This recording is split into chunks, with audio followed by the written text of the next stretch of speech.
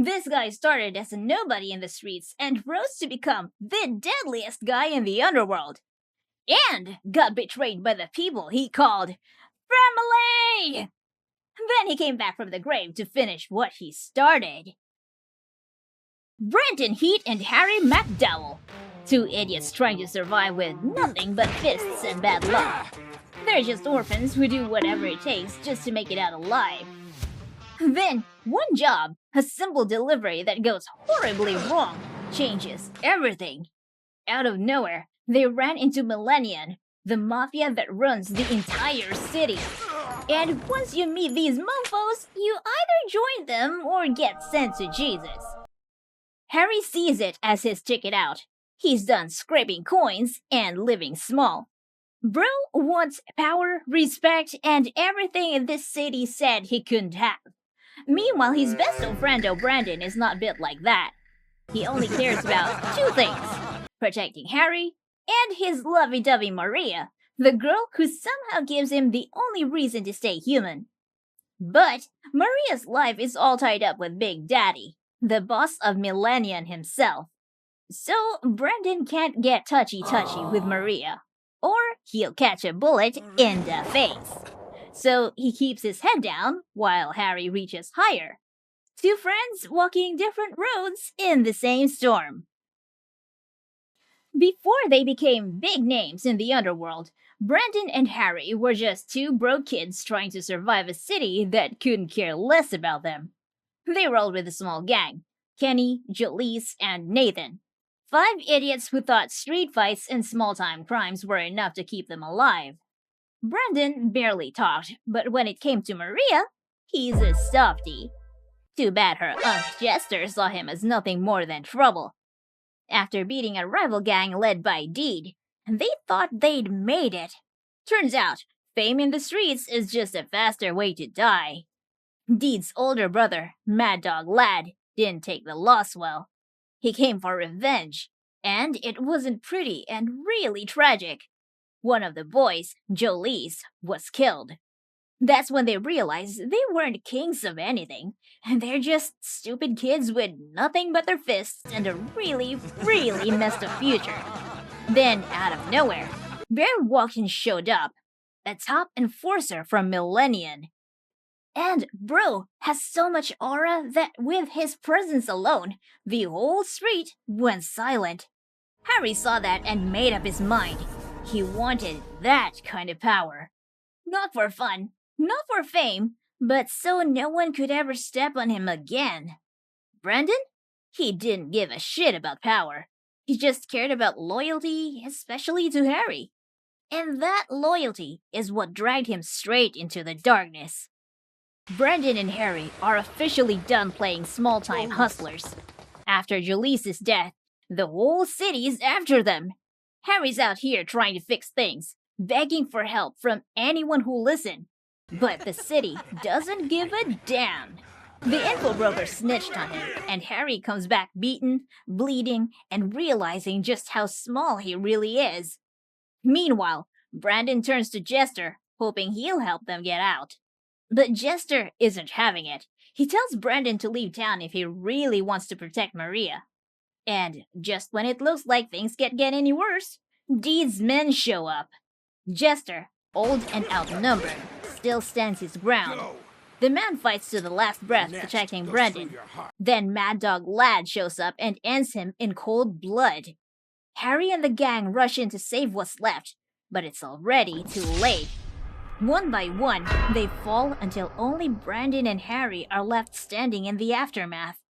Then, the man, the legend himself, Bear Walkin appears.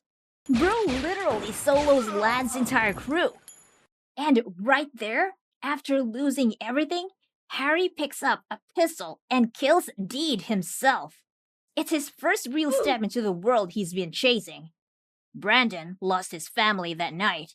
Harry found his purpose. After everything that happened, only 2 names stayed in people's mouths: Brandon and Harry, the ones who made it out alive. They weren't the strongest, just the ones who survived. But fear doesn't last long out here. The streets move on, And Harry hates that. So he makes his move, loud enough for the whole city to notice. He walks into a local boss's turf, humiliates him in front of everyone, and walks out like he owns the place. It's stupid, but that's Harry. Nathan and Kenny are gone. The only thing left of them are their graves. Harry stands there, swearing he'll never bow to anyone again. Brandon doesn't say a word. He never does. Meanwhile, Maria's life things start to shift in an unexpected way. She meets Asagi Caldwell, the man running Millennion. He's calm, calculated, and his presence alone makes people tense up. He offers Maria safety, a home, a way out of the madness. To her, it feels like peace. To him, it's a move in the game. While Maria's trying to start over, Harry and Brandon get caught up in another street fight. A whole pack of thugs surround them, blades flashing under the alley lights. They fight back, but it's bad. They're cornered, bleeding, one mistake away from being erased. Somewhere in that mansion, Maria hears the news. She begs Asagi to help them. And he does, but not out of kindness. He sends his man, Randy. Randy shows up like death in a suit. Every strike is clean, practiced, efficient. By the time he's done, the alley is silent again. He looks at Harry and Brandon, both half dead but unbroken, and sees something worth betting on. Harry, of course, takes his shot. He asks to join Millennion. Brandon doesn't argue, he just glances at Maria's name in Harry's mouth and nods once. And that's it. Two nobodies finally step into the biggest organization in the city. Once you step into Millennion, there's no turning back. Everything they used to fight for on the streets disappears the second they walk through those doors. Freedom turns into business, loyalty turns into rules, and the cold streets feel warmer than this new world. Harry and Brandon finally make it in. Harry's already chasing power. Brandon just handles whatever job lands on his desk. He barely says a word, but people start noticing him anyway. Hitmen, loan sharks, all of them respect the way he moves. Time passes. The kid who used to dodge bullets now works for the people who fire them. He's not just surviving anymore. He's part of Millennion. After another long job, Brandon runs into Harry at their usual bar. Same drinks, same table, but they're not the same people anymore. Harry talks about power and the empire he'll build. Brandon listens, knowing their paths are slowly splitting apart. Before leaving, Harry slips him a note, an address, Maria's school. Brandon goes. When Maria sees him, she freezes like she's staring at someone who shouldn't be alive. For a second, the past almost feels real again. Then word gets around. Millennion finds out. The warning comes, stay away from her or pay the price. Big Daddy calls him in next. He doesn't need to threaten him. Just being in the same room is enough. He tells Brandon he can see Maria, but only inside his mansion, under his supervision. At Millenion's next party, Brandon meets her again. Everyone's smiling, pretending nothing's wrong. Then the lights flicker. Gunshots. A rival gang storms the event.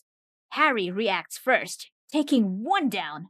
Brandon spots Big Daddy and shields him, but one bullet still finds its target. He collapses as Maria screams his name. The music stops, and in Millennion, every act of loyalty draws blood. Why, Brandon? Maria thought Brandon was dead. Then believe he's it. here again, standing in front of her. For a moment, everything stops. Just two people who've lost too much finally seeing something worth holding on to. But Millennion doesn't forgive distractions. People talk, orders come down, and they warn Brandon again. Stay away or disappear. Big Daddy calls him in. Then follow He me. doesn't say much, just studies Brandon, already Maria. knowing what kind of man he is. Then Well. he makes his choice. Brandon can see Maria, but only inside the mansion where he can keep things under his control. That place becomes their world. Maria starts to smile again. Brandon lets himself breathe. For a while, it almost feels normal. But nothing in Millennion stays untouched for long. Each visit feels shorter and promise feels heavier. Still, Brandon keeps coming back. Because she's the only thing left that still feels real.